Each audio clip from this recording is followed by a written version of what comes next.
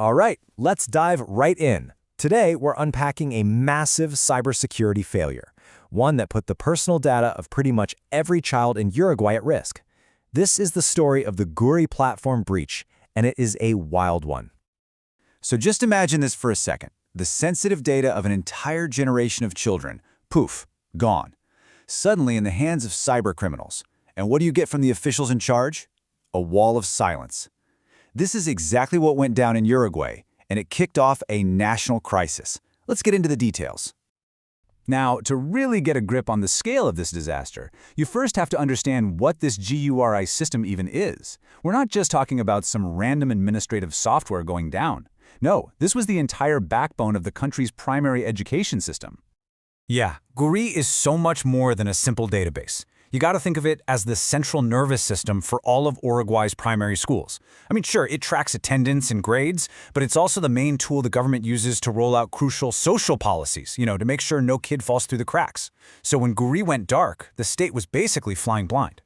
And this is where the story gets, well, really messy. Because from the moment this all started, two completely different narratives popped up. You had the carefully managed official story coming from the government, and then you had the alarming truth that was coming out from hackers and the media.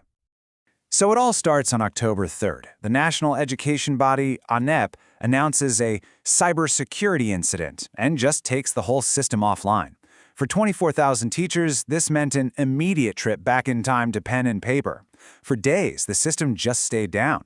Then, by October 8th, the app that parents use came back online, but the teachers, the people who actually use the system every day, were still locked out. And that right there was a huge red flag that the damage was way more severe than anyone was letting on. And right here, the disconnect becomes crystal clear. ANEP, the government, called it a cybersecurity incident, but external groups, they called it what it was, a hackeo, a hack. And while ANEP said nothing at all about data loss, the hackers claimed they'd walked away with 15 gigabytes of data. That's almost 3 million records. So the government story was about a technical glitch. The ground truth was about a catastrophic data heist. But this wasn't really about system uptime. The real prize for the hackers, the absolute jackpot, was the data itself. So let's take a closer look at what was truly at stake here. 3 million. Let that number sink in for a second. That's the alleged number of personal records that were compromised. And that figure includes students, many of them young kids, along with all their teachers and the school staff. It's an entire generation's digital identity, stolen in one fell swoop. And just look at the kind of data we're talking about. National ID numbers, addresses, grades, attendance records, all the usual stuff.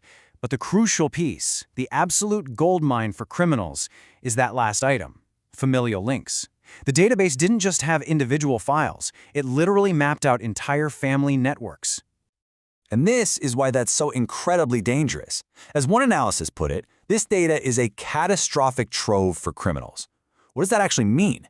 It means with this information, a hacker doesn't just have a child's ID number. They've got their parents' names, their contact info. They can create perfectly believable scams, fake emails about school fees, urgent texts, and completely exploit the trust between a parent and their child's school. So you might be wondering, was this just a case of really, really bad luck for the education ministry? Not even close. When you zoom out, you see that the GURI attack was just one piece of a much larger, coordinated assault on Uruguay's public sector. At the very same time this was happening, Uruguay's state mortgage bank, BHU, was getting absolutely crippled by a massive ransomware attack. The attackers there stole over 700 gigabytes of sensitive financial data. This was no coincidence, this was a campaign. And the attacks, they shared the same DNA. Both of them targeted huge stockpiles of citizen data. In both cases, officials tried to downplay how bad it was, calling them just incidents. And here's the most important part. Both breaches probably succeeded by exploiting the weakest link in any security chain, compromised user credentials. That just means someone's password got stolen, probably by tricking them with a fake email. It points to a systemic failure in basic cyber hygiene right across the government. So, this all brings us to the real heart of the issue, doesn't it? The GURI incident wasn't just a technical failure. It was a profound failure of governance and a massive breach of public trust. So what's the path forward?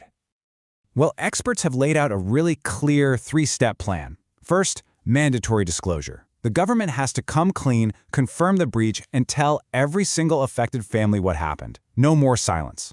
Second, enforce the basics. Mandate multi-factor authentication everywhere. It's the single best defense against password theft. And third, redesign the system. You have to isolate sensitive data like family records from the day-to-day platform to limit the damage if or when another attack happens.